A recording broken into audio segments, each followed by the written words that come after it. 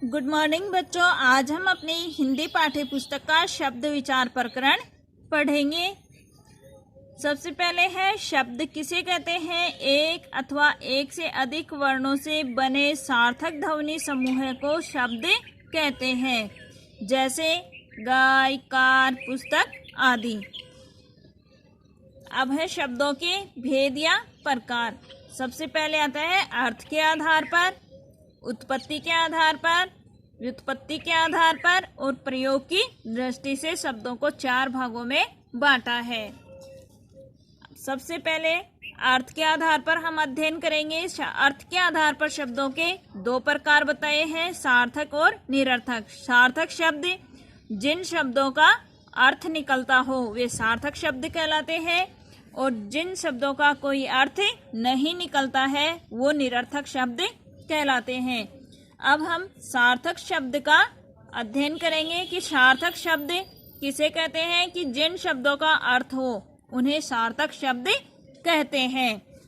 सार्थक शब्द के भेद अनेक होते हैं।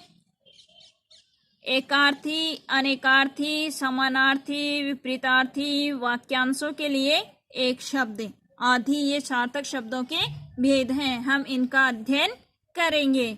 सबसे पहले आता है एकार्थी शब्द, कि जिन शब्दों का एक ही अर्थ हो उन्हें एकार्थी शब्द कहते हैं। नाम से ही पता चल रहा है हमें कि एक अर्थ अर्थात कि जिन शब्दों का एक ही अर्थ निकलता है, जैसे पर्वत, पुस्तक, बालक आदि। ऐसे शब्द किस में आते हैं? एकार्थी शब्दों में।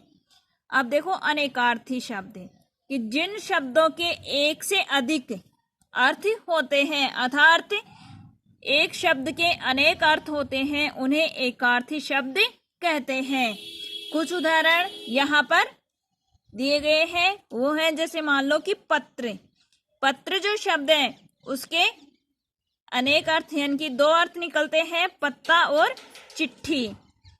तीर, तीर किनारे के लिए भी उपयोग करते हैं, और बाण।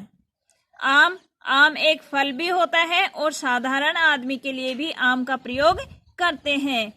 पट, वस्त्र, पर्दा, कपाट। रक्त, लहू, लाल, चंदन।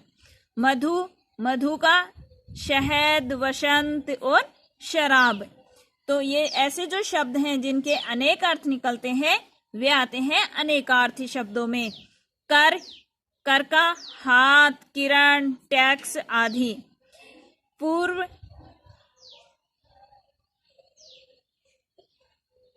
एक दिशा भी होती है और पहले भी होता है इसका अर्थ। कनक, सोना, गेहूं, दथुरा आदि। जो यानी कि एक शब्द के अनेक अर्थ निकलते हो ऐसे शब्द अनेकार्थी शब्द कहलाते हैं। अब आता है समानार्थी शब्द। समानार्थी का मतलब समान अर्थ वाले शब्द। ठीक है, जिन शब्दों का अर्थ लगभग समान होता है उन्हें समानार्थी शब्द कहते हैं। समानार्थी शब्दों को हम पर्यायवाची शब्द भी कहते हैं। समानार्थी शब्दों का दूसरा नाम है पर्यायवाची शब्द।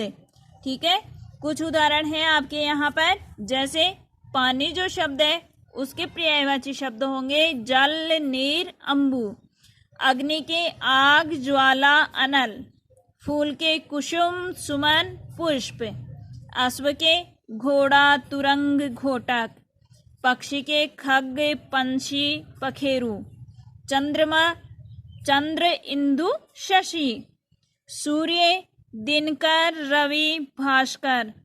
मोर के होंगे मयूर, सारंग, केकी। पहाड़ के पर्वत, गिरि, शैल। ग्रह के आवास, सदन, आलय। वृक्ष, पेड़, पौधा, पादप। गंगा के होंगे देवनदी, सुरसुरी, भगीरथी। कमल के नीरज, पंकज, जलज। शरीर के तन, देह, अंग। ये आदि समानार्थी शब्द हैं। आगे के जो शब्द के प्रकार हैं, जो सार्थक शब्द के प्रकार हैं, वो हम आगे की कक्षा में उनका हम अध्ययन करेंगे। धन्यवाद।